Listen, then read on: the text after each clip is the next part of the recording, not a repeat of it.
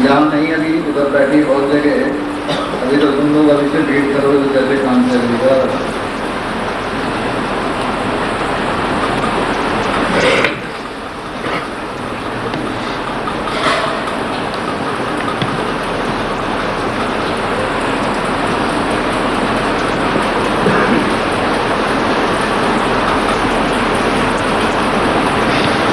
ज्ञान विज्ञान तृप्तात्मा कूटस्थो विजते प्रियः युक्तेत्युच्यते योगी समलोष्टाश्मकाञ्चनः सुहृन्मित्रार्युदासीन मध्यस्थद्वेषबन्धुषु साधुस्सती च पापेषु समबुद्धिर्विशिष्यते योगी युञ्जीत सततम् आत्मानं रहसि स्थितः एकाकीयत चित्तात्मा निराशीरपरिग्रहः शुचौ देशे प्रतिष्ठाय स्थिरमानमासनमात्मनः नातिकृतं नातिनीचं चैलाजिनकुशोत्तरम् तत्रैकाग्रं मनः कृत्वा यच्चित्तेन्द्रियक्रियः उपविश्यासने युञ्जात् योगम् आत्मविशुद्धये।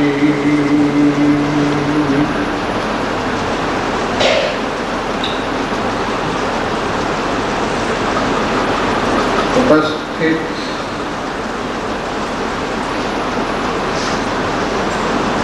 श्रोतागण, कल जो कथा चल रही थी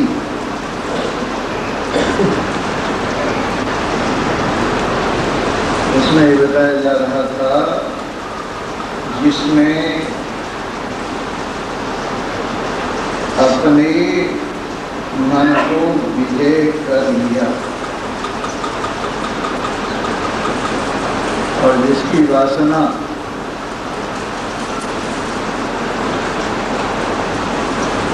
इस प्रपंच में भटकने से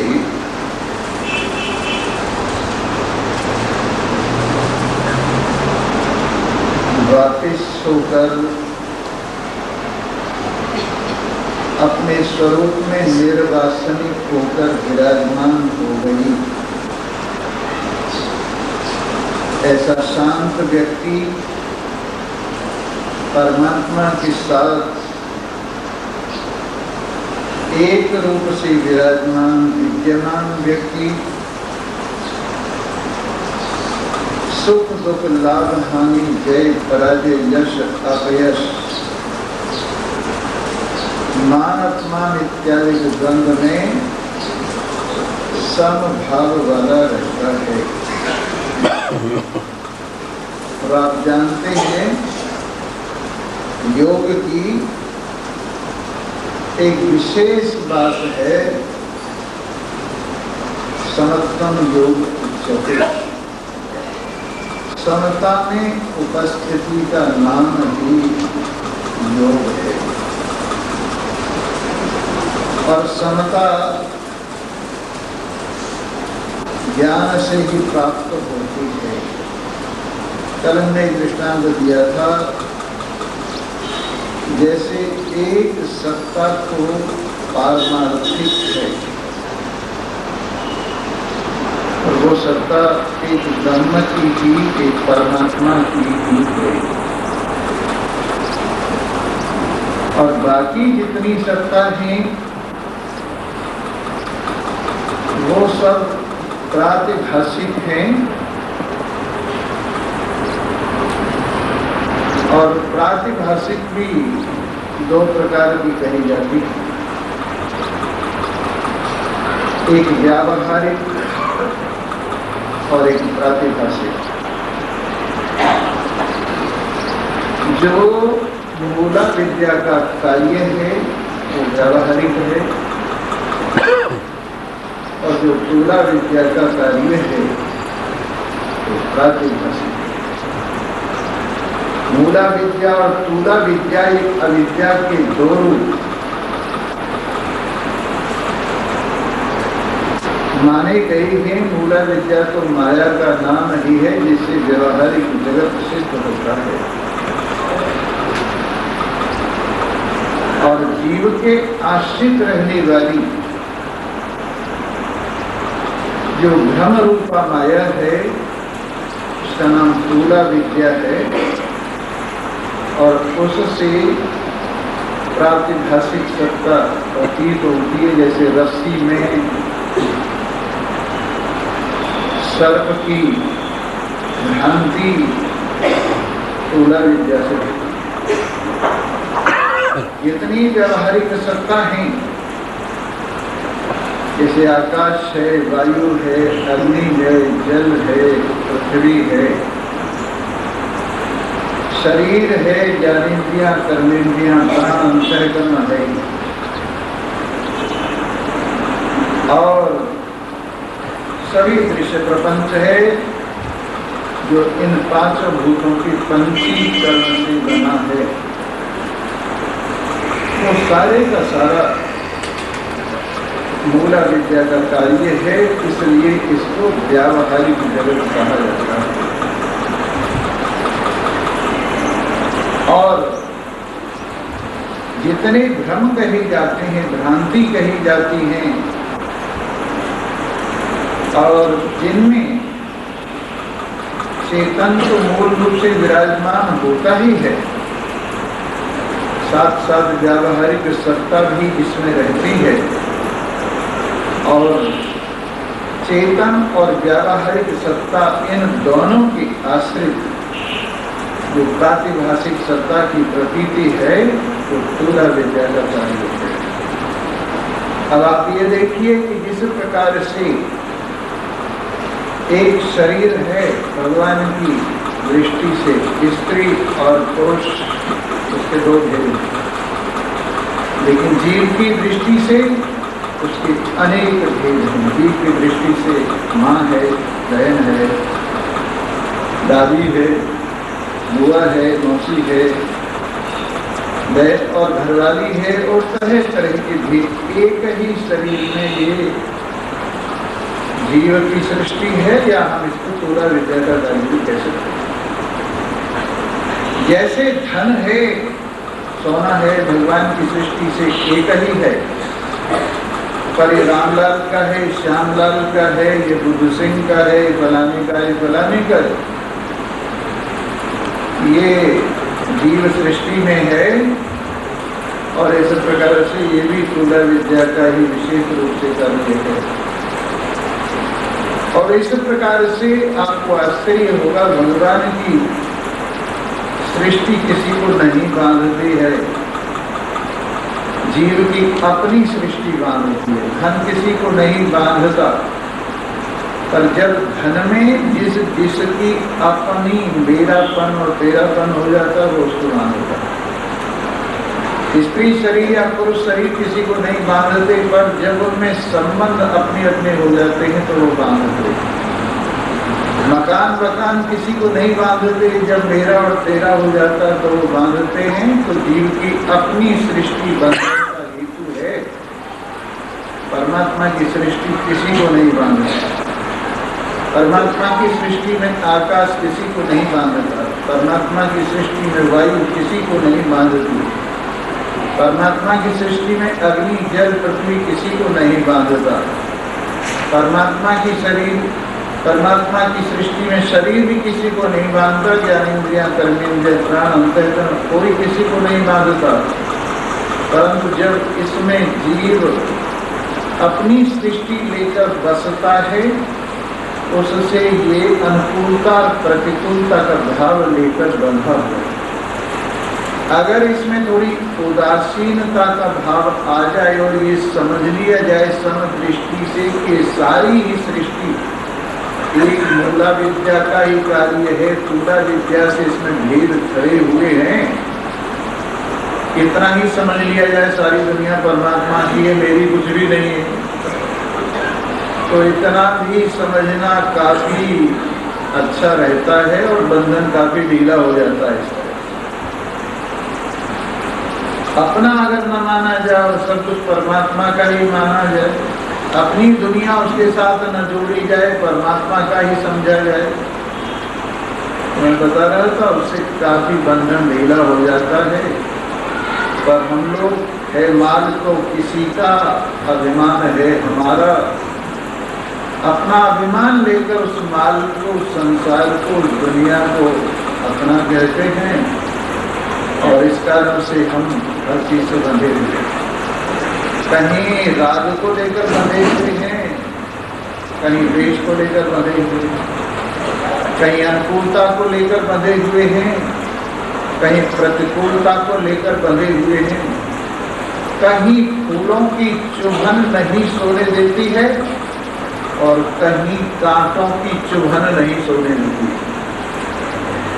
इस प्रकार से ये जो भाव हैं हमारी अपनी सृष्टि के, जरा इनको अपनापन का भाव छोड़ के परमात्मा की ही सृष्टि समझ लो और माया का खेल समझ लो और मूला विद्या का ही खेल समझ लो तो भी समदृष्टि हो जाती है। लेकिन अगर इसको आप स्वप्न जैसा समझ लें कि सब कुछ स्वप्न के समान है, तब तो फिर स्वप्न के हाथी घोड़े गधे सब बराबर हैं।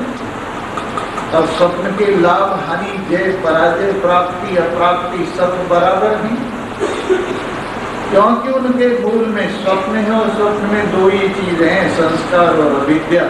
ये दोनों काम करते हैं, वो स्वप्न का खेल इन दोनों से रचा है।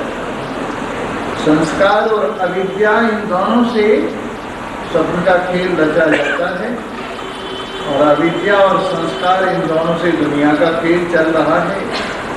अगर अविद्या की हानि भूल जाए तो संस्कार रखने को जगह ही नहीं रहते और अविद्या और संस्कार दोनों निबट जाते हैं। और इस प्रकार से ये दृष्टि, तत्व दृष्टि, एक दृष्टि तो दृष्टि है भक्तिमयी दृष्टि, सब तेरा है, सब तेरा है, सब तेरा है, सब तू ही है, ये भक्ति वाली दृष्टि। और एक परमात्मा सत्ता है, बाकी कुछ नहीं है। परमात्मा सत्ता, मैं ही परमात्मा सत्ता हूँ, मेरे सहित चराचर जगत एक परमात्मा है। ऐसी जो दृष्टि है वो ज्ञान वाली दृष्टि है। तो ज्ञान वाली दृष्टि में भी विषमता नहीं है और भक्ति वाली दृष्टि में भी विषमता नहीं। लोग बाग भक्ति का अर्थ भी कुछ ठीक नहीं समझते। भक्ति का अर्थ को समझते हैं गाना बजाना, कीर्तन कर लेना, कहीं तीर्थों पर घूम आना, कहीं मंदिर में दर्शन कर आना, यही भक्ति समझते हैं कि यही भक्ति है। लोग भक्ति से को मानते हैं, परंतु ये तो भक्ति का एक छोटा सा प्रवेश द्वार है। इसको भक्ति का प्रवेश द्वार कहते हैं, जिसका नाम है श्रद्धा। इसका नाम है श्रद्धा, ये भक्ति का प्रवेश द्वार है। लेकिन आगे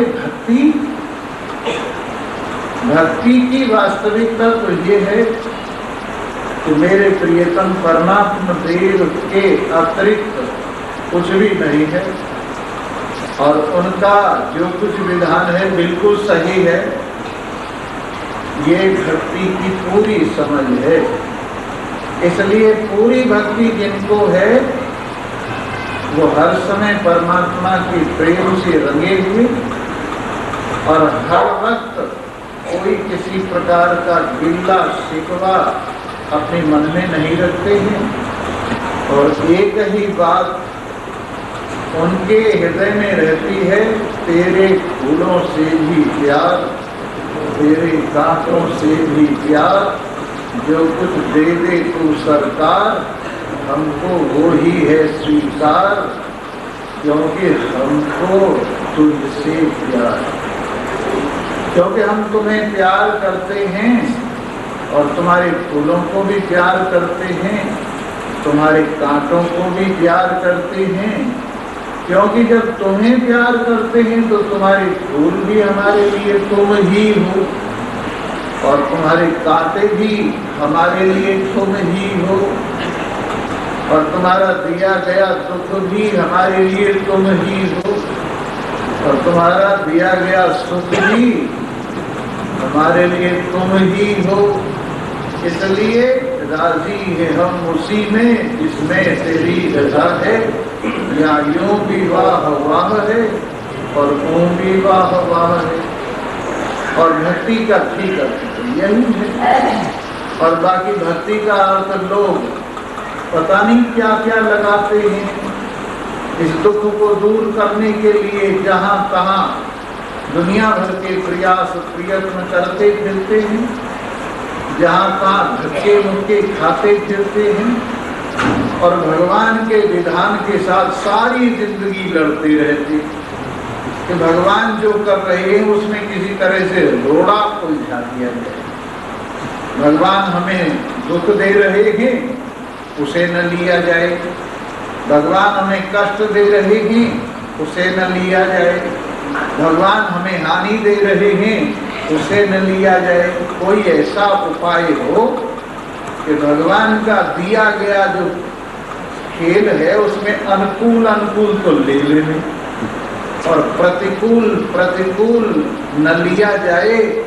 और इसके लिए हम 100 उपाय करते हैं, और उसको भी भक्ति समझते हैं। दुख की बात तो उसको भी हम भक्ति समझते हैं, जिसमें हम भगवान के दिए गए दुख को स्वीकार करने के लिए तैयार नहीं, भगवान के दिए गए कष्ट को स्वीकार करने के लिए तैयार नहीं, भगवान के दिए गए प्रतिकूलता को स्वीकार करने के लिए तैयार नहीं है। ऐसा उपाय करते हैं, कहीं से कोई ऐसा उपाय मिल जाए कि भगवान के विधान में अनुकूल अनुकूल तो आ जाए और प्रतिकूल प्रतिकूल चला जाए, इस उपाय को लोग भक्ति समझते हैं। और आप सभी ऐसा करते हैं। मैं देखता हूँ स्वामी रामकृष्ण परमहंस की एक बात है, जब उनके गले में कैंसर हो गया तो एक भक्त ने कहा, प्रभु आप तो माँ के साक्षात निज स्वरूप हैं, माँ दुर्गा को बहुत प्यार करते हैं, माँ काली को आप अपना स्वरूप ही कहते हैं, आप माँ को कहिए आपके गले का रोग ठीक हो जाए, माँ को कहिए आपके गले का रोग ठीक हो जाए। तो वो जानते तो थे, पर उस भक्त की बात रखने के लिए मंदिर में गए और जाके कहने लगे, माँ मेरे गले का रोग ठीक कर दे। भक्त लोग यूं कहते हैं। तो माँ ने कहा, तू अपने गले के रोग को किसके गले में डालना चाहता है? मेरे गले में डालना चाहता है क्या? मेरे गले में डालना चाहता है तो मैं तैयार हूँ। इसका मतलब तू मेरे से प्यार नहीं करता। जब अपने गले के रोग को मेरे गले डालना चाहता है तो सीधी बात है, तू मुझे प्यार नहीं करता। और किसी और के गले में डालना चाहता है तो तू कहता है सब में मेरी माँ रहती है, वहां भी मेरे गले में ही डालना चाहता है। बोल, ये जो रोग है तेरे गले का और तेरे ही कर्मों का फल है, और तेरे को ही पवित्र करने के लिए ये आया है, तेरा ही बोझ हल्का करने के लिए आया है, तेरे ही कष्ट को दूर करने के लिए आया है। बोल किसके गले डालूं इसे? मैंने तो ठीक समझ के तेरे गले में डाला था और तू मेरे डाले हुए को गलत समझ रहा है, तो बोल किसके गले में डालूं? एकदम वो कहने लगे बाहर आके कि अरे भगत, तूने मुझे जो है गुमराह कर दिया। मैं तो माँ के लिए भी दुविधा बन गया। अब माँ यूँ कहती है सब बच्चे मुझे बराबर ही प्यारे, जैसा तू प्यारा है वैसे सारे बच्चे प्यारे हैं। अब तेरे गले का रोग किसके गले डालूं? अपने गले डालूं कि इनके गले डालूं? बता।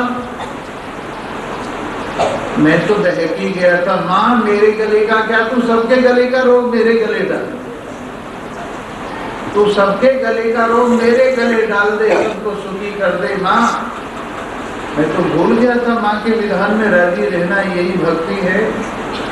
तो लोग बात भक्ति भक्ति भक्ति की बात करते हैं, चर्चा करते हैं, पर भक्ति की बात समझते ही नहीं है। एक जरा सी बात है, रोज गाएंगे तेरा भाड़ा मीठा लागे, जो तू करता है वो ठीक करता है, तू समझदार है, तू हकीम है, तू डॉक्टर है, जो तू परहेज बताता होगा मरीज के लिए ठीक ही बताता होगा। हम तो बीमार हैं, बद परहेजी की आदत है और हमें तो बद परहेजी अच्छी लगती है।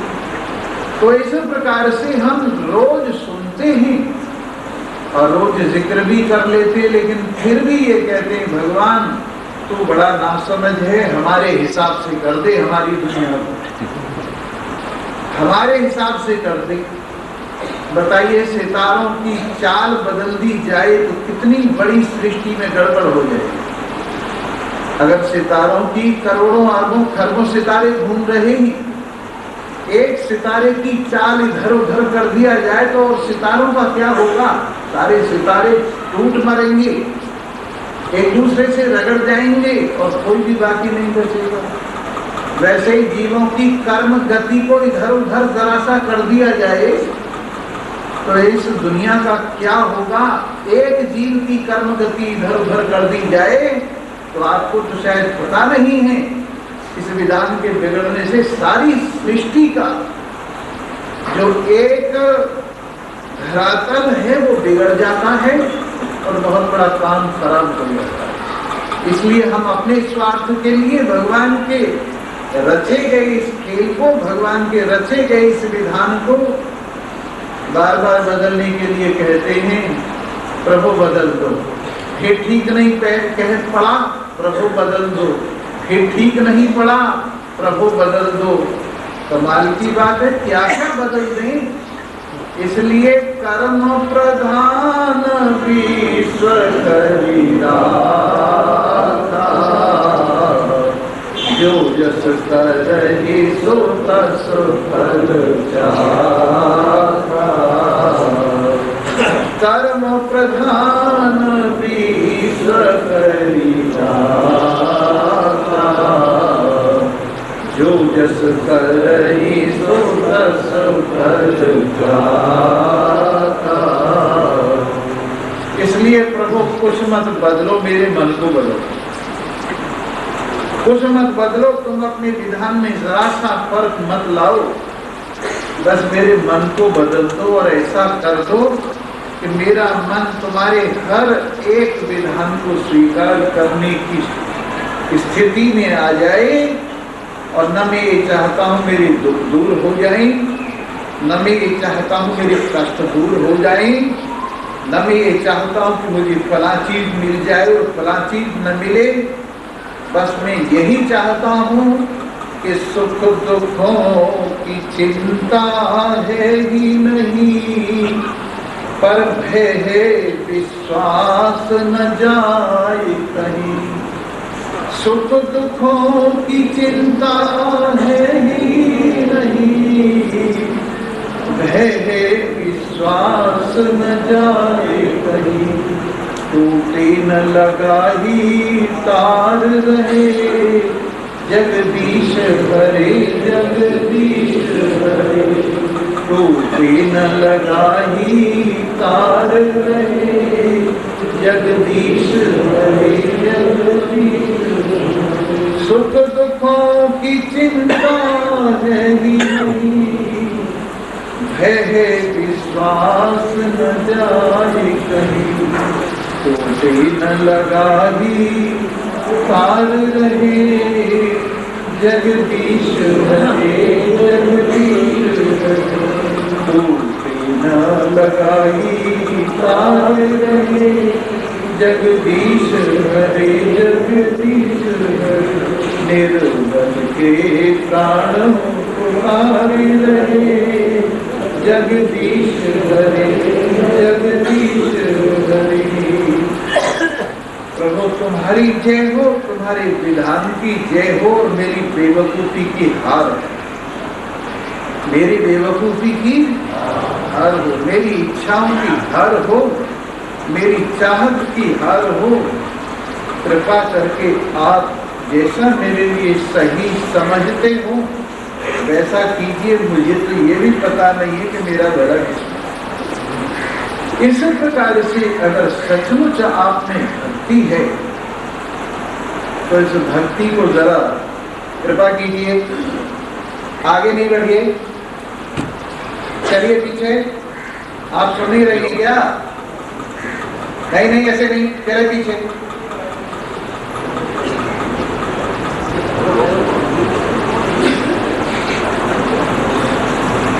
अगर भाई मान जाए तो फिर सारी दुनिया में मान जाए। सबसे पहली बात तो यही है। भगवान बना के भी पछता रहा है कि क्या बन गया।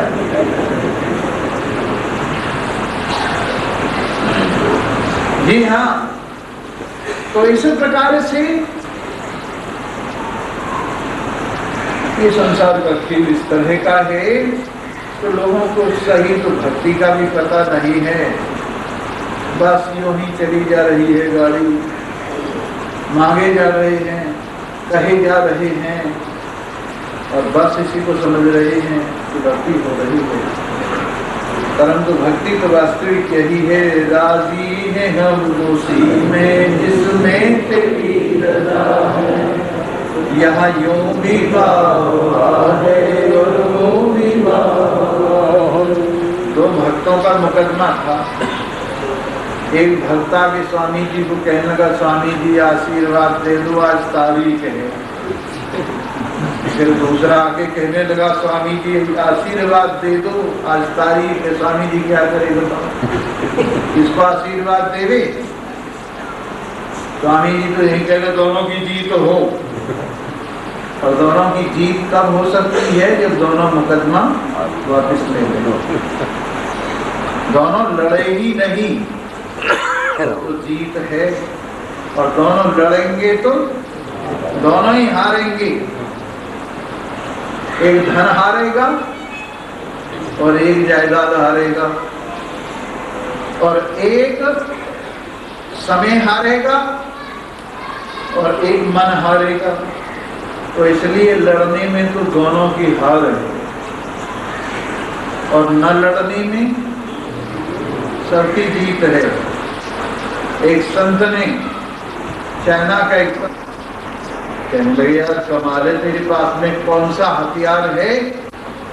कहने लगे, जब कोई लड़ने आता है हथियार डाल देता हूँ। जब कोई लड़ने आता है हथियार डाल देता हूँ। तो आपको तो कमजोरी लगी होगी, पर डाल के दिखाइए आप। ये बहुत बड़ी बात है, हथियार नहीं डाले, हथियार नहीं डाले जाते हैं। और अगर हमारी ताकत न हो तो भगवान के यहाँ कह देते हैं, तुझे ऊपर वाला देखेगा। अब हमारे बस की बात नहीं तो सुप्रीम कोर्ट में कर देते हैं शिकायत कि भगवान देखेगा तुझे, लेकिन हथियार नहीं डाले जाते। क्यों? बस यूं ही कि हम उसमें राजी नहीं जो भगवान करता है, हम उसमें राजी नहीं हैं जो भगवान करता है, हम उसमें राजी हैं जो हम चाहते हैं। और हम जो चाहते हैं वो आपको मालूम ही है। हम जो चाहते हैं वो आपको मालूम ही है जो चाहते हैं। हर आदमी ये चाहता है, हे प्रभु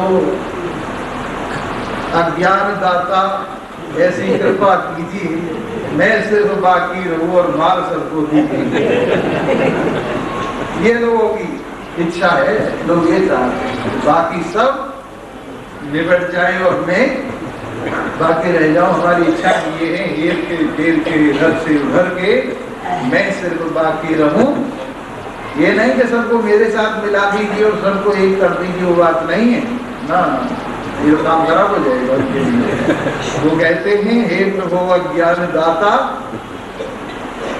काम ऐसा कीजिए मैं सिर्फ बाकी रहूं, मार सबको दीजिए। ये लोगों की हालत है।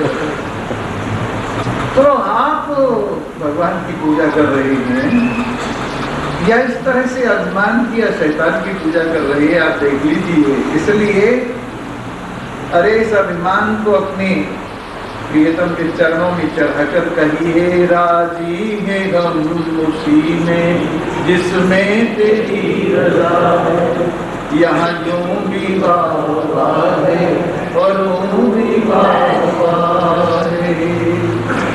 हितात्मनः प्रशांतस्य, ज्ञान की दृष्टि से, भक्ति की दृष्टि से, किसी भी दृष्टि से देख लीजिए, जिसने अपने मन को जीत लिया उसको शांति मिल गई, जो परमात्मा में टिक गया उसको गर्मी सर्दी सुख दुख मान अपमान सब बराबर हो। ज्ञान विज्ञान तृप्तात्मा कूटस्थो विजतेन्द्रियः।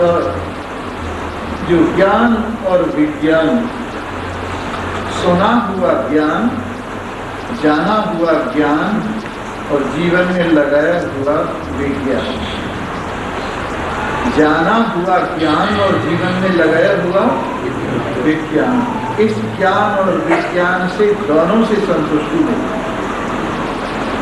अगर ज्ञान ही ज्ञान हो, जीवन में लगाया न जाए तो आदमी को और ज्यादा दुख होता है। जानने वाला जानने के अनुसार न चले तो अनजान से ज्यादा कष्ट उसको होता है। समझ लीजिए, मेरी बात को समझने की कोशिश कीजिए। जो जानता है पर मानता नहीं है उसको ज्यादा तकलीफ होती है जो नहीं जानता उससे, और जो जानता है और मानता है वो तकलीफ से परे हुआ। जो जानता है और जानने के अनुसार जिसका जीवन बन गया है वो पूरा सुखी है, और जो जानता है पर मानता नहीं है तो बहुत दुखी है। और जो जानता ही नहीं है दुखी तो है पर इतना दुखी नहीं है। जो जानता है पर मानता नहीं उससे कम दुखी जो नहीं है। इसीलिए कई बार हम देखते हैं कथा में न आने वाले, कथा में आने वालों से कई मामलों में आगे रह जाते हैं। क्यों? कि वो जान तो लेते हैं पर मानते नहीं हैं। तो अंदर से उनको दुविधा बनी रहती है कि यार हम जान तो गए पर माना नहीं गया। और वो दूसरे वाले न हम जानते हैं और न हम मानते हैं, इसलिए उनको दुविधा रहती। इसलिए दोनों चीज होनी चाहिए, जानना भी चाहिए और मानना भी चाहिए। अब सुनियो तो हम तो पहले ही ठीक थे जब नहीं जानते थे और नहीं मानते थे। वो स्टेशन छूट गया, अब गाड़ी आगे बढ़ गई। अब पीछे की तरफ मत देखिए, अब मानने की ओर देखिए। अब जानने के साथ मानने की ओर देखिए। अब पीछे की तरफ मत देखिए कि हमें वहीं छोड़ा, और वहां का से छोड़ा तो बहुत पीछे, वो तो बहुत पीछे रहेगी बात। इसलिए जानो और मानो, इससे क्या होगा? तुम्हें संतुष्टि मिलेगी अंदर अपने आप में, और अंदर से अमृत पी के छक जाओ। अमृत पी के छक जाओगे। कौन सी अमृत? जो आपने जाना है उसको आपने मान लिया, ये आपने अमृत छक लिया, ये आपने अमृत छक लिया। अमृत पा लिया, ये तो आपने जान लिया, और अमृत पी लिया, ये जाने हुए को मान लिया।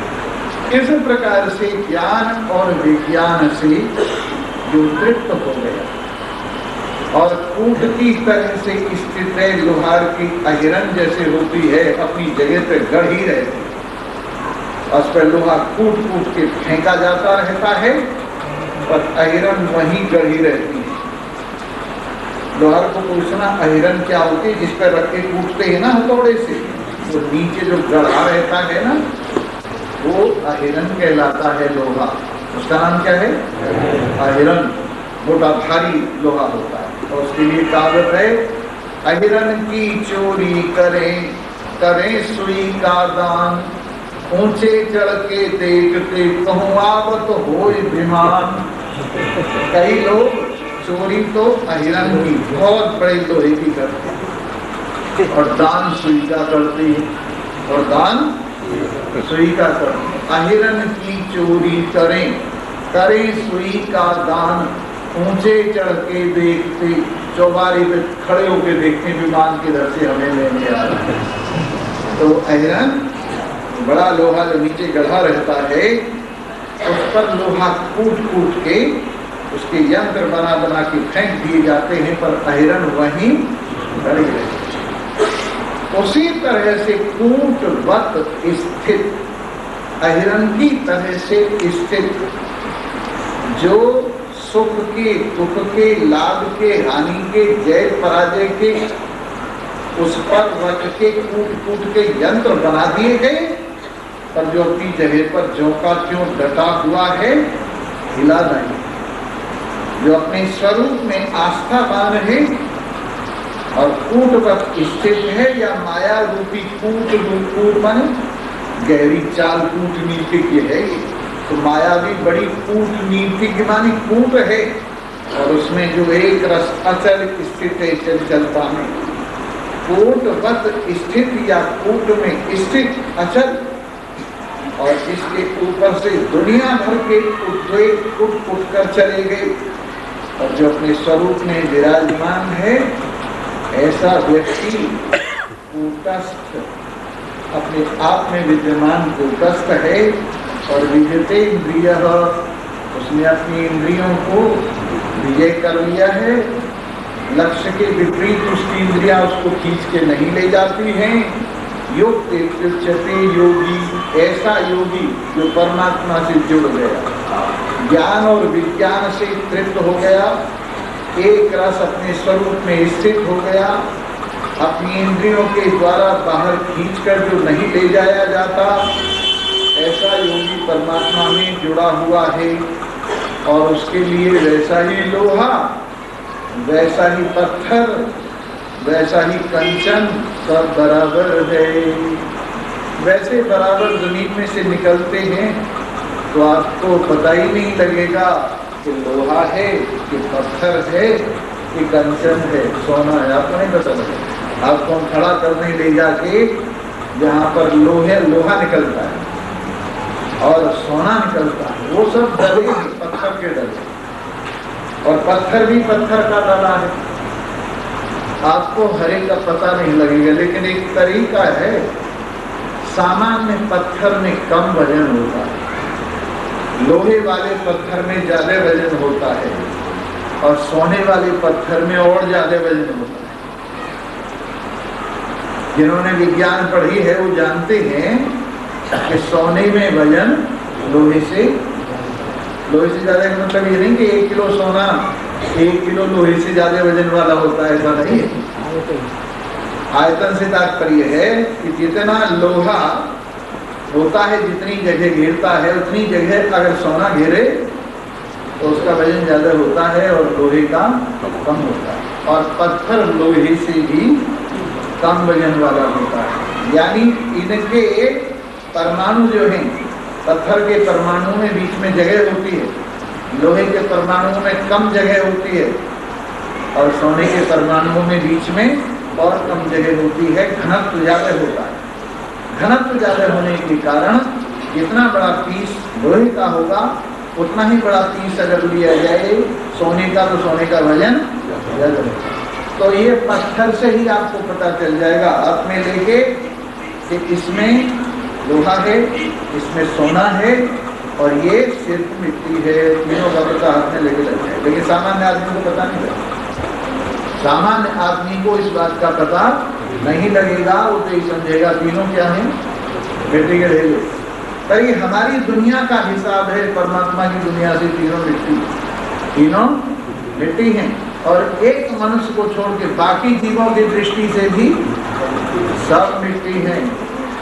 और थोड़ा सा विचार करके देखा जाए तो मिट्टी ही है, न सोना खाया जाता है, और खा भी लो तब भी मिट्टी है, और न ऐसा लोहा है, और न कोई फर्क विशेष मिट्टी में है।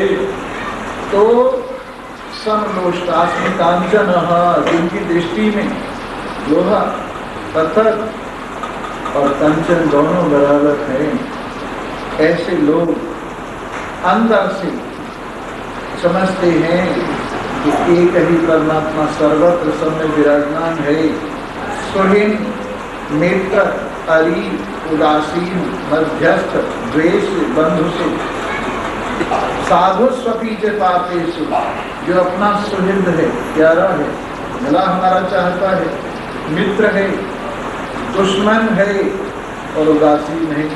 इतनी तरह के आदमी हमें मिलते हैं। एक तो हमारे मित्र होते हैं जो हमारा भला चाहते हैं, और एक हमारे शत्रु होते हैं जो हमारी जड़ काटना चाहते हैं। और ये तो परखने में, अगर परखना चाहो तो परख लेना, नहीं तो क्या करोगे बेकार। अगर कोई शत्रुता करे तो करे, कोई मित्रता करे तो करे, और अगर परखना हो तो एक तरीका, आप किसी के सामने किसी की तारीफ कीजिए, तारीफ को सुन के तहे दिल से, अंदर वाली तह से, तहे दिल का मतलब अंदर की तह से, दिल के अंदर वाले हिस्से से जो खुश होता है वो मित्र है। और जो सुन के लंबी लंबी सांस भरता है, चाहे कुछ भी न कहे, हाँ भाई सब ठीक है, अपने से तो सभी अच्छे हैं, तो समझ लो कुछ न कुछ दाल में काला है। और उदासीन, उनके लिए न कोई मित्र और न कोई शत्रु, तीन तरह के व्यक्ति हैं। एक तो हुए मित्र, एक हुए शत्रु, एक हुए उदासीन। और इनको जो समझ लीजिए, इनके नाम रखे जाएं तो मध्यस्थ, वेश्य, बंधु। मध्यस्थ हुआ उदासीन, वेश्य हुआ शत्रु, बंधु हुआ मित्र। इस प्रकार, और साधु स्वपीच पापेषु, और जो साधु है और पापी है, समबुद्धि विशिष्यते, इनमें जो एक बुद्धि रखने वाला, जिसकी इन सब में एक बुद्धि है, ये सब में परमात्मा का डेरा है, परमात्मा ही रहता है, यानी इतनी एक में अनुकूलता, एक अनुकूल है अपनी, एक प्रतिकूल है अपनी ओर से नहीं, उनकी ओर से, और एक उदासीन है लेकिन अपनी ओर से। तीनों में एक भगवान, एक अपना आत्मदेव है। ये कोई आसान बात नहीं है। सभी महान पुरुषों ने बहुत ऊंची स्टेज में जाकर ये बात कही है कि अपने मित्र को तो सभी प्यार करते हैं, जो अपने शत्रु को भी प्यार करता है, प्यार तो उसके पास है। अपने मित्रों को देने के लिए प्यार सबके पास, अपने मित्रों को देने के लिए प्यार सबके पास है। जैसे ये प्यार मेरी घरवाली को देना, ये प्यार मेरे बच्चों को देना, ये प्यार मेरे भाइयों को देना, ये प्यार आशीर्वाद उनको देना। कभी किसी शत्रु को भी किसी ने ये कह के कहा है कि ये प्यार मेरे शत्रुओं को देना, पर जिसके पास प्यार के सिवा और कुछ है ही नहीं, वो क्या देगा? इतना प्यार जिसके पास है कि वो किसी को इसके सिवाय कुछ और दे ही नहीं सकता, दे ही नहीं सकता। और यहाँ तक देखा गया है, जो प्यार देता है, कुछ और भी देने के लिए कहा जाए तो वो ऊपर से आकार बना देगा उसी का जो उसने कहा है, पर अंदर भर देगा प्यार। जैसे किसी ने कहा इसको चांटा मारना है तो प्यार से मारेगा, प्यार से चांटा मारा जाता है जब कुछ और ही बात होती। और द्वेष से आंख निकाल के भी देखा जाता है तब कुछ और ही बात होती है। बचपन में आपने देखा होगा, बच्चे भी समझते हैं इस बात को, प्यार से चाहे कितनी दूर से चांटे मारते रहो, मुक्के मारते रहो, बच्चा हंसता रहेगा। लेकिन अगर द्वेष बुद्धि लेके जरा सा भी उसकी ओर कठोर दृष्टि से भी देखा तो भी वो रोना शुरू कर देगा। तो इस प्रकार जो पूरे संसार में प्यार का ठेकेदार ठेका लेके बैठा है कि मुझे तो प्यार ही बांटना है, उसकी फटकार में भी प्यार और उसके प्यार में भी प्यार, और रोटी बांटेगा तो भी प्यार की बना के बांटेगा, कपड़े बांटेगा तो भी प्यार की बना के बांटेगा, और जो कुछ भी देगा वो सब प्यार का बना के देगा, क्योंकि उसके पास वही चीज है, दूसरी और कोई चीज नहीं है। तो इस प्रकार से ये खास आदमी होते हैं, सब नहीं होते। मोहब्बत के लिए कुछ खास दिल मखसूस होते हैं, ये वो नगमा है जो हर साज पे गाया नहीं जाता। मोहब्बत के लिए कुछ खास दिल मखसूस होते हैं, ये वो नगमा है जो हर साज पे गाया नहीं जाता। कोई कोई दिल होता है जिस पर प्यार का नगमा बजता है, ये नगमा ऐसा है कि हर साज पर इसको नहीं बजा सकते। कई ऐसे गाने, कई ऐसे तराने होते हैं जो हर साज पर नहीं बजते हैं।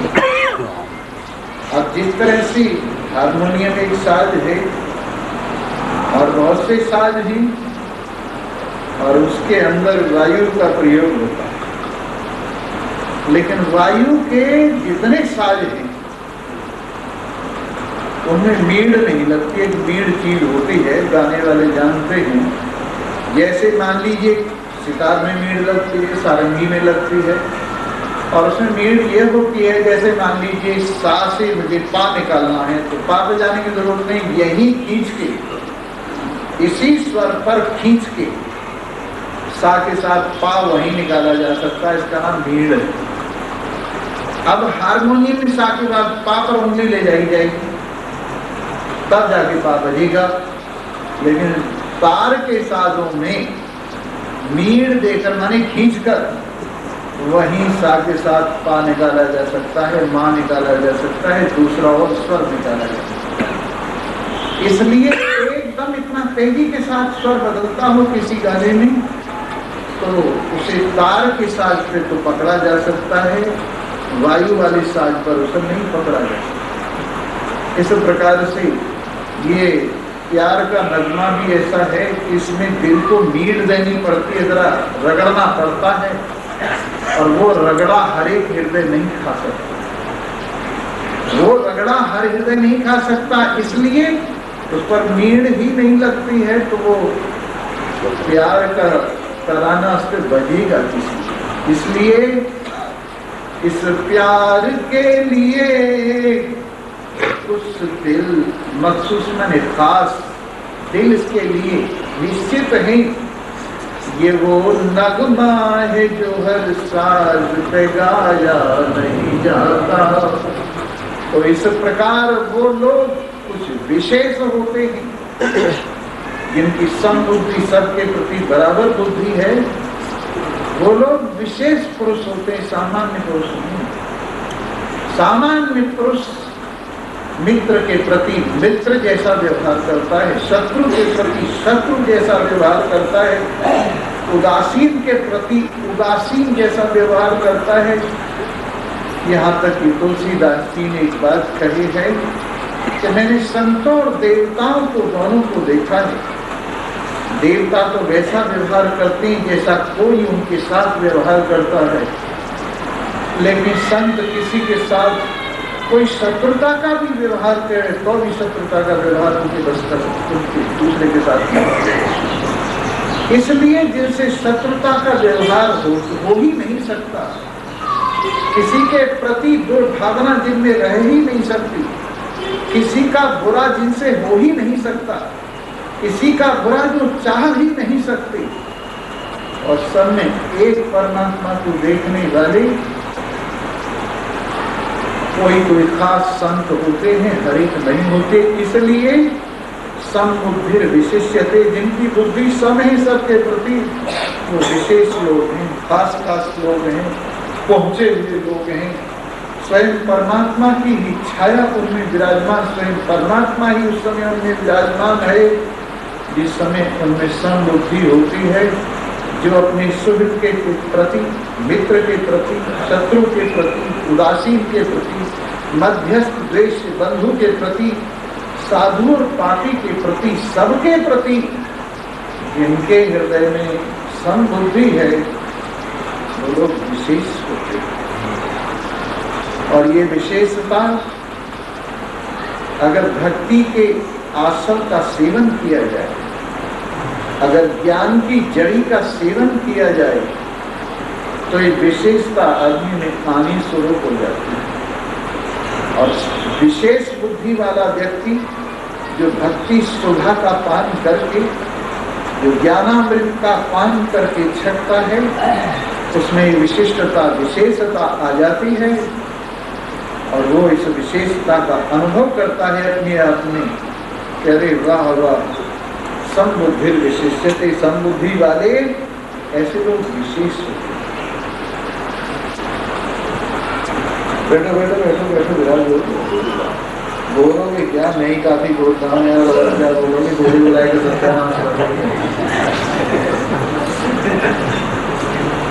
सोहिर मित्रारुदासीन मध्यस्थ देश बंधु, ये भी बीमारी होती है भोगने की। साधु स्वपी के पापेषु समबुद्धि विशिष्य, जिसकी समबुद्धि तो विशेष कहलाता है। और समबुद्धि आप जानते हैं, पहले तो समबुद्धि प्राप्त करने की इच्छा किसको है? पहले मैं बता चुका हूँ, भक्ति के नाम पर लोग, ज्ञान के नाम पर दुर्गम और भक्ति के नाम पर झटका, ये दो चीजें हमें ज्यादा देखने को मिलती। अन्यथा तो भक्ति के नाम पर भगवान के विधान के साथ स्वीकृति और ज्ञान के साथ समता के साथ स्वीकृति, ये दो बातें समबुद्धि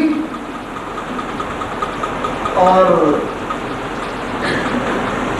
भगवान के विधान के साथ स्वीकृति।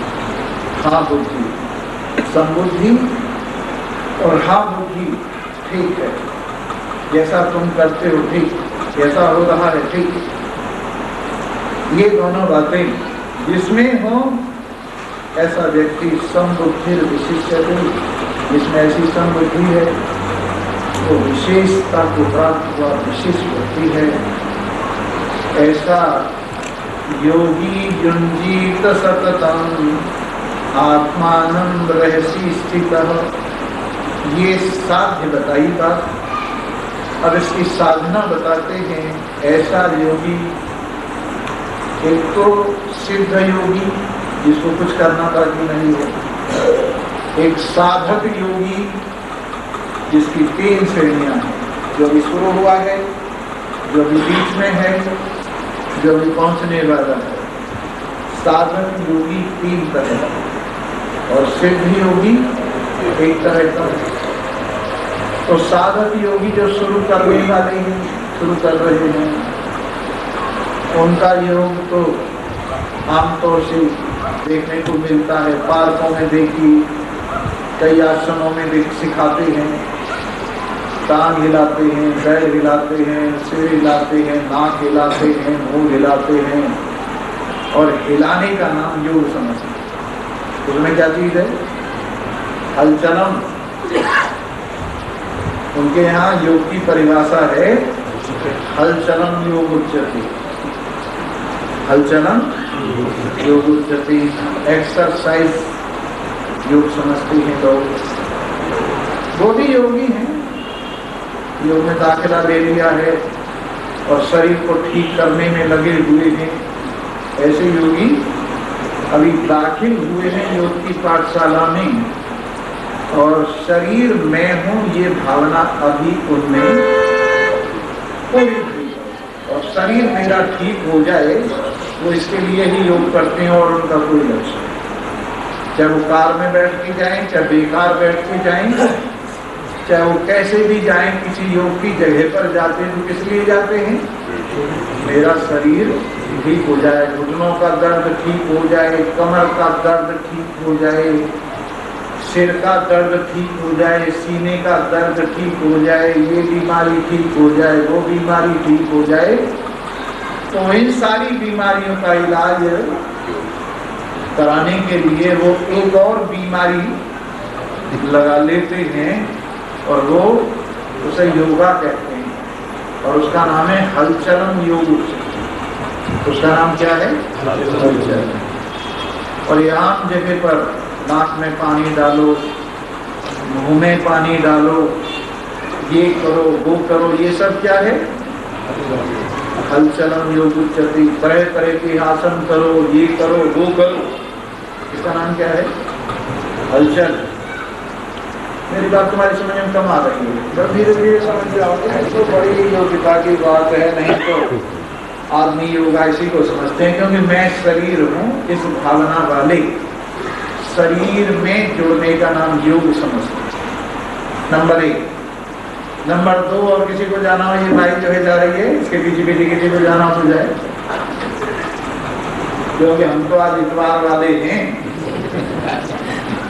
और इतवार वाले दिन सबकी छुट्टी है और हमारी भी छुट्टी है, इसलिए इतवार को ज्यादा रगड़ते हैं।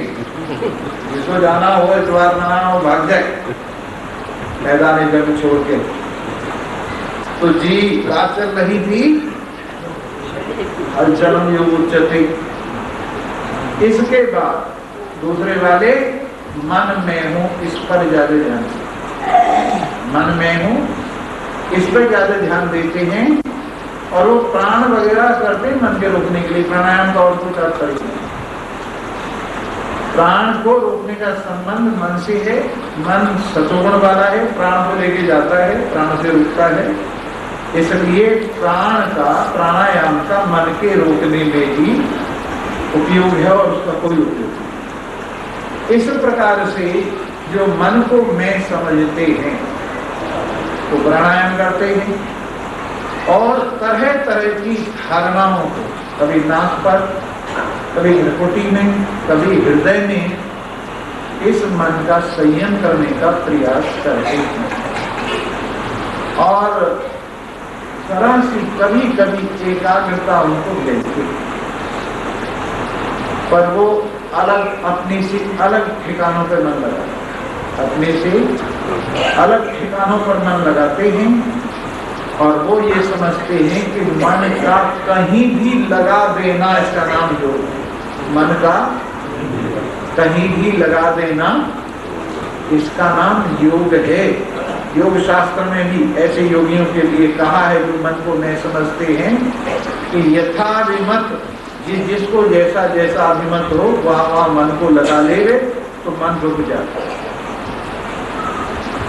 तो ये कहलाता है दूसरे नंबर के जो साधक हैं, जो मन को मैं समझते हैं। इसके बाद तीसरे हैं जो जीव को मैं समझते, और जीव में तीनों चीज मिली हुई है। चेतन पदार्थ भी है, अविद्या और अंतःकरण, जो आवरण और विक्षेप दोनों भाव हैं अविद्या के।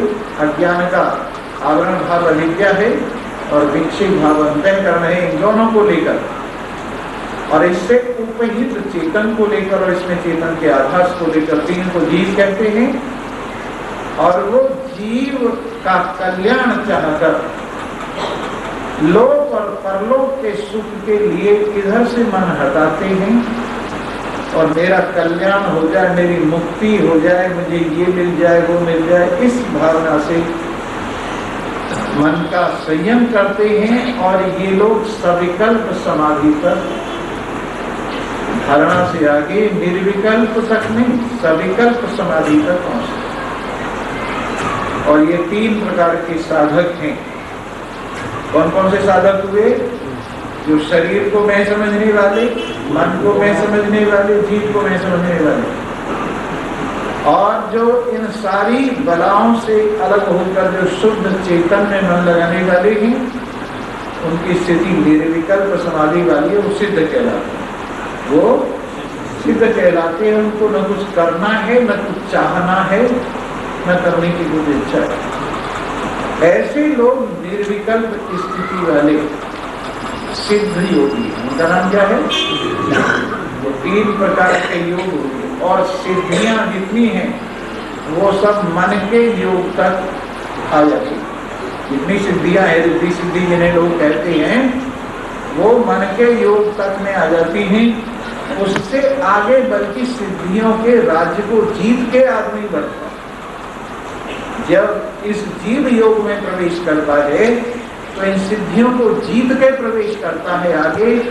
अगर सिद्धियों तक ही रह जाए तो मन के योग मात्र में रह जाए। यानी शरीर तक सीमित साधारण आदमी और मन की चाहत को पाने की योग्यता रखने वाला वो बीच वाला साधक, और इस चाहत से थोड़ा सा ऊपर उठ के उस चाहत में लगने वाला वो जीव योगी, और जो चाहत से ऊपर उठ के अपने स्वरूप में विराजमान हो गया वो सिद्ध योगी। तो कितनी तरह के योगी हुए? 4 तरह के। तो सिद्ध योगी की तो बात आप सुन चुके हैं, वो तो लक्ष्य है। और बाकी साधक योगियों के लिए भगवान कहते हैं योगी युंजीत सततम आत्मानं रहसी स्थिता। योगी को चाहिए एकांत में स्थित होकर लगातार अपने मन के संयम करने का अभ्यास करें, और एकाकी अकेले में रहकर। तन का योगी अकेला नहीं रहता। तन के योगी तो क्लास लगती है। तन के योगी की क्या लगती है? क्लास लगती है। वैसे मन के योगी भी कई क्लास लगवाते हैं, पर वो तन के ही योगी समझ। जहाँ क्लास लगती है वहाँ तन के ही योगी है, मन के योग तक उनकी पहुँच नहीं है। तो एकाकी जो मन के योग, यानी भगवान मन के योग से प्रारंभ कर रहे हैं। मन के योगी को चाहिए एकांत का सेवन करे, अकेले में रहने का अभ्यास करे। यत चित्तात्मा, और जिसका चित्त, आत्मा शब्द के बहुत अर्थ हैं, ये ध्यान में रखें। आत्मा माने बेटा, आत्मा माने शरीर, आत्मा माने प्राण, आत्मा माने इंद्रियां, आत्मा माने जीवात्मा, आत्मा माने अंतःकरण, आत्मा माने जीवात्मा, आत्मा माने परमात्मा। इतने आत्मा के अर्थ हैं। आत्मा माने ईश्वर, आत्मा माने शुद्ध चेतन, आत्मा शब्द के इतने अर्थ। ये ध्यान रखना चाहिए कि आत्मा का प्रयोग कैसे हुआ। तो जहां पर ये आता है कि आत्मा को एकाग्र करो, तो वहां मन के लिए आत्मा का प्रयोग हुआ है, चित्त के लिए आत्मा का प्रयोग हुआ है। ये ध्यान रखना चाहिए। शुद्ध आत्मा सदा अपने आप में अचल है, तो उसके रोकने और जाने का संबंध कुछ इससे है नहीं, ये समझ के रहना चाहिए। इसलिए एकाकी, एकांत में रहते हुए जिसने अपने मन को जीता है और निराशी आशाओं का परित्याग करके संग्रह वृत्ति जिसकी कम हुई, अपरिग्रह जिसमें संग्रह वृत्ति का अभाव है, ऐसे लोग लगातार एकांत में अपने मन को लगाने का प्रयास करें परमात्मा में, और उसके लिए सोचो देशी प्रतिष्ठाप्य पवित्र देश में, पावन देश हो, शुद्ध देश हो, ऐसा देश हो जहाँ पर अच्छी जगह होना करते हैं। तीर्थ हो, पर तीर्थों में भी लोग आजकल तमाशा, तीर्थों में भी आजकल लोग तफरीह और छुट्टी मनाने के लिए, मौज मेला मनाने के लिए जाते हैं। कोई ध्यान करने के लिए नहीं जाते, वहां सिर्फ घूमने के लिए जाते हैं, हम देखते हैं। और वो यहाँ घूम, वहाँ घूम, ये कर, वो कर, गोते गंगा जी में लगाते तो हैं अपने नाम के, बाल बच्चों के नाम के, अड़ोसी पड़ोसियों के नाम के, कई नामों के गोते लगाते हैं, पर जल्दी ही गोते लगा के बाहर निकल आते हैं। और फिर उनको ये रहता है कि देखो भोजन कहाँ बढ़िया मिलता है, वो जगह देखो, ठहरने की सुविधा कहाँ अच्छी है, वो जगह देखो, और खाने के लिए फल वगैरह अच्छे कहाँ मिलते हैं, वो जगह देखो। और इस प्रकार से आम जनता आजकल तीर्थों पर तीर्थ की भावना से बहुत कम है। अन्यथा तो तीर्थ पर जाने का तात्पर्य होना चाहिए सत्संग और भजन। अगर तीर्थ पर जाकर आप सत्संग करते हैं, भजन करते हैं और दान करते हैं, तो तीर्थ आपका सफल है। और तीर्थ पर जाकर न भजन करते हैं, न सत्संग करते हैं, न दान करते हैं, यूं ही केवल तफरी के लिए जाते हैं तो तीर्थ का फल विशेष आपको प्राप्त नहीं होता। तीर्थ माने तारने वाले, जो तारे वो तीर्थ हैं, लेकिन तारेंगे तो तभी जब उनका नियम पूर्वक आप सेवन करेंगे। और नियम उनका यही है कि तीर्थों पर जाकर आपको भजन करना चाहिए, आपको विश्राम करना चाहिए, आपको दान पुण्य करना चाहिए और संयम से रहना। ये नहीं कि आप वहाँ तफरी करने के लिए, मेला मनाने के लिए, और जो धर्म खाता है इकट्ठा किया है उसको इधर उधर फूकने के लिए जाते हैं कि हम तो धर्म करे हैं। पता नहीं वो धर्म खाता कौन से खाते में डाल के आए या खत्ती में डाल के आए और हम जाने, पर उसे कहते हैं हम तो धर्म खाता निकालते हैं। और हर साल तीर्थ पे कहीं ना कहीं जाके चौथाई उसमें से तीर्थ पे लगाते हैं, और पड़ोस में अगर कोई हिल स्टेशन हो तो 3/4 बनाता है। जैसे हरिद्वार में 1/4, मंसूरी में 3/4। इसी तरह से और कहीं भी कोई जगह हो तो उसमें हिसाब लगा दी जाते हैं कि 1/4 वहाँ और 3/4 वहाँ, इस हिसाब से लगाते हैं। मैं तो आपको सलाह दे रहा हूँ, बाकी आपकी मर्जी है। धन आपका और कर्ता आप, कर्ता स्वतंत्र है, और सलाह है आपको भाई शास्त्र के अनुसार पवित्र देश, तीर्थ देश, मंदिर इत्यादि जो अच्छी जगह है वहाँ एकांत में पवित्र देश में स्थित होकर आसन अपना स्थिर करे, बैठे। ये नहीं कि भाग दौड़ करे, थोड़ी देर बैठ के भगवान का भजन करे। भगवान तुम्हें पकड़ लेगा, कपड़े पकड़ लेगा तुम्हारे, इतना जल्दी कर रहे हो, इतनी तेजी से वहां से मैं देखता हूँ सीढ़ियों पर लेफ्ट राइट बोलते हो तो अलग बात है। पर अगर जवान लड़के हुए बड़ी तेजी के साथ आएंगे और इतनी जल्दी भगवान से पिंड छुड़ाने की कोशिश करते हैं कि कहीं भगवान पकड़ न ले, इतना जल्दी लेफ्ट राइट करके अबाउट टर्न भगवान को पीठ दिखाते हुए जाएंगे। बड़े प्रेम से यहाँ आओ, थोड़ी देर लगाओ, फिर इसी तरह से, ये नहीं कि पीठ दिखाते हुए जाओ भगवान का भजन करते हो। तो ये तीर्थ कहलाते, मंदिर में तीर्थ 2 तरह के तीर्थ में, एक चलते हुए तीर्थ और एक अचल तीर्थ। चलते हुए तीर्थ तो मान लो संत लोग चलते हुए तीर्थ, और अचल तीर्थ मंदिर है, धार्मिक स्थान नहीं, और गंगा इत्यादि के किनारे जो तीर्थ हैं वो तीर्थ हैं। और वहां जाकर अपने आप को आसन विजय करने का अभ्यास करें, बैठकर अपने मन को जीतने का प्रयास करें। और आसन कैसा हो, बहुत ऊंचा भी ना हो, बहुत नीचा भी ना हो, और बैठने में सुविधा रहे। रुई वाला आसन हो, ऊन वाला आसन हो, या मृग चर्म इत्यादि साथ में हो, कुशा का हो, पहले कुशा बिछाइए, फिर उसके ऊपर ऊन का आसन बिछाइए या रुई का आसन बिछाइए, फिर मृग चर्म वगैरह बिछाइए। अगर हो नहीं हो तो उनका काफी है, और फिर बैठिए। इस प्रकार से बैठिए और तत् एकाग्रम मनम कृत्वा यत् चित्तेन्द्रियः प्रियः, वहां अपने मन को एकाग्र करके, अपने इंद्रियों का संयम करके, आसन में विराजमान होकर अपने मन की शुद्धि के लिए अपने मन को बाहर से खींचे और अंदर माने परमात्मा में लगाए, और अपने शरीर को, अपनी ग्रीवा को माने गर्दन को, सिर को एक ही लाइन में रखता हुआ अचल भाव से स्थिर होकर नासिकाग्र पर निगाह से तात्पर्य सीधा बिल्कुल, और दिशा में न देखता हुआ धीरे धीरे नाक के ऊपर ध्यान करके अंदर की ओर ध्यान ले आई।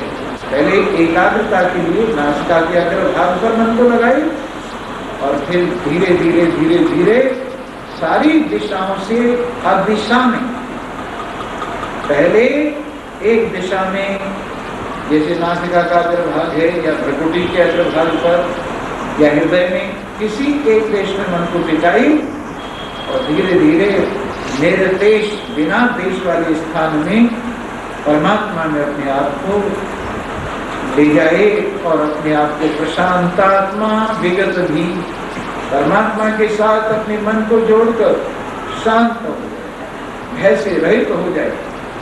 सदाचार में स्थित होकर मन का संयम करे, मेरे में चित्त लगाई, मेरे परायण होकर मेरे साथ एकता का निरंतर अभ्यास कर। और इस तरह से निरंतर व्यक्ति उन्नति करता जाएगा और सत्संग और शास्त्र और महान पुरुषों का सेवन करते हुए इस विधि से शुद्ध आत्मा की ओर परमात्मा में जाकर एक रूपता को प्राप्त हो जाएगा। और वही जो हमने सिद्ध योगी की स्थिति की बताई है, जो तीनों गुण से ऊपर निर्गुण स्थिति है, उस अपने स्वरूप में विराजमान का प्राप्त कर लेगा। इन्हीं शब्दों के साथ